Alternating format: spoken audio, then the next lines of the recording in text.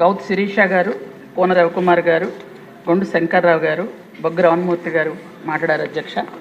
అధ్యక్ష గౌరవ సభ్యులు చెప్పినట్టుగానే నందమూరి తారక రామారావు గారు ఆ రోజు గిరిజనుల కోసం ఐటీడీఏలు ఏర్పాటు చేయడం జరిగింది. అధ్యక్ష ఆ రోజు నుంచి ఐటీడీఏల్లో గిరిజనులకి ఏ వస్తువులు కావాలి అన్నా అక్కడి నుంచి తెచ్చుకోవటం మనకి బాగా అలవాటుగా మారింది. అధ్యక్ష అయితే గత ప్రభుత్వంలో పరిపాలనా సౌలభ్యం కోసం జిల్లాల పునర్విభజన చేస్తున్నామని చెప్పి గొప్పలు చెప్పి ఇష్టానుసారంగా విభజన చేయడం జరిగింది. అధ్యక్ష ఆ విభజనలో ప్రజలకు ఇబ్బందులు రాకుండా చూస్తామని ప్రగల్భాలు పలికారు, కానీ నిజానికి పరిస్థితి అంతకే బాగా విభిన్నంగా ఉంది. అధ్యక్ష యాక్చువల్గా ఏంటంటే అరకు పార్లమెంట్లో ఈ చివరి నుంచి ఆ చివరికి ఉంటుంది. అధ్యక్ష 530 కిలోమీటర్లు, దాన్ని 2 నియోజకవర్గాలు 2 జిల్లాలు చేశారు. అధ్యక్ష ఒక్క పార్లమెంట్ని, మిగిలిన పార్లమెంట్లన్నీ ఒక్కొక్క జిల్లా చేయాలి. అధ్యక్ష 25 పార్లమెంట్లు మనకుంటే 25 జిల్లాలు చేస్తూ అరకు పార్లమెంటు మాత్రం 2 జిల్లాలు చేశారు. అధ్యక్ష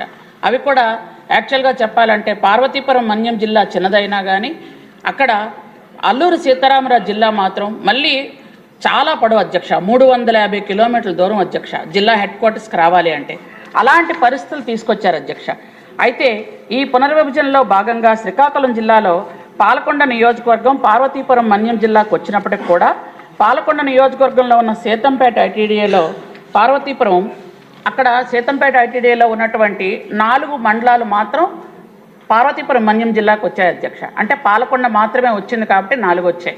మిగిలిన 20 మొత్తం అన్ని 20 మండలాలకి అది ఐటీడీఏ. అధ్యక్ష 20 మండలాల కంటే మిగిలిన 16 మండలాలు శ్రీకాకుళం జిల్లాలో ఉన్నాయి. అధ్యక్ష అంటే వివిధ నియోజకవర్గాల్లో ఉన్నాయి. అధ్యక్ష అయితే ఏ సమస్య వచ్చినా గిరిజనుల సీతంపేటకి వెళ్లాల్సి వస్తుంది. అధ్యక్ష అయితే గత 2 ఏళ్లుగా వీళ్ళందరూ కూడా మాకు ప్రత్యేకంగా ఐటీడీఏ కావాలి అని గత ప్రభుత్వానికి కోరడం కూడా జరిగింది. అధ్యక్ష అయితే మిలియాపుట్లో ఐటీడీఏ ఏర్పాటు చేయాలని అప్పటి సభ్యులు రెడ్డి శాంతి గారు, అలాగే మందసలో ఏర్పాటు చేయాలని సేదర్ అప్పలరాజు గారు ఇద్దరు కూడా దెబ్బలాడుకుంటూ దాన్ని ఎక్కడా పెట్టనివ్వకుండా ఆపుకున్నారు. అధ్యక్ష అయితే చివరికి అది ఎక్కడ ఏర్పాటు చేయలేదు, అలాగే గిరిజనులకు అన్యాయం చేసుకుంటూ వచ్చారు. అధ్యక్ష విభజన జరిగిన నాటికి ఐటీడీఏలో జిల్లా సప్లాన్ మండలాల వైపు కనీసం కళ్ళెత్తి చూడలేదు. అధ్యక్ష ఒక్క పైసా ఎక్కడ ఇవ్వలేదు. అధ్యక్ష ఎక్కడ సప్లాన్ మండలాలకు కానీ అక్కడ ఉన్నటువంటి ఐటీడీఏ నిధులు ఎక్కడ ఒక్క పైసా కూడా ఖర్చు పెట్టలేదు. అధ్యక్ష అలాగే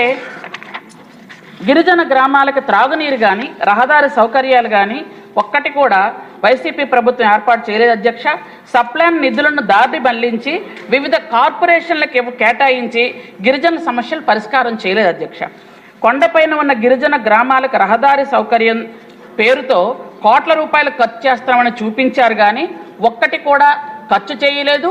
మొదలుపెట్టిన వాటిని పూర్తి చేయలేదు, మొదలు పెడితే మధ్యలో ఆపేశారు. అధ్యక్ష కూటమి ప్రభుత్వంపై అప్పుడు శ్రీకాకుళం జిల్లాలో ఉన్నటువంటి ఐటీఐ గురించి అందరూ కూడా ఆశలు పెంచుకున్నారు. అధ్యక్ష కానీ ఇప్పుడు మన ప్రభుత్వం వచ్చిన తర్వాత గౌరవ ముఖ్యమంత్రి చంద్రబాబు నాయుడు గారు ఈ ప్రతిపాదనని మన ఫైనాన్స్కి పంపించడం జరిగింది. అధ్యక్ష మిలియాపుట్లో ఐటీడీ ఏర్పాటు చేద్దామనే ఉద్దేశంతో మనం ప్రతిపాదన పంపించాం. అధ్యక్ష అయితే ఇప్పటికీ కూడా 20 మండలాలు ఏవైతే ఉన్నాయో సీతంపేటకు రావడం వెళ్ళడం జరుగుతుంది. అధ్యక్ష గౌరవ సభ్యులు ఆందోళన చెందిన విధంగా మిగిలిన 16 మండలాలని వదిలేలేదు. అధ్యక్ష వాళ్ళకి ఏ విషయం కావాలి అన్నా, ఎందుకంటే గౌరవ ముఖ్యమంత్రి చంద్రబాబు నాయుడు గారు వచ్చిన తర్వాతనే గిరిజనులకు రహదారి సౌకర్యాలు వస్తున్నాయి, సప్లాన్ నిధులు వస్తున్నాయి, అలాగే మనకి ట్రైకార్ లోన్లు వస్తున్నాయి. అధ్యక్ష అలాగే విద్యార్థులు ఎవరైతే ఉన్నారో ఐటీడీఏ స్కూల్స్ చదువుకున్న విద్యార్థులందరికీ కూడా స్కాలర్షిప్లు కానీ వాళ్ళకి వస్తున్నటువంటి అన్ని సౌకర్యాలు ఇప్పుడు వస్తున్నాయి. అధ్యక్ష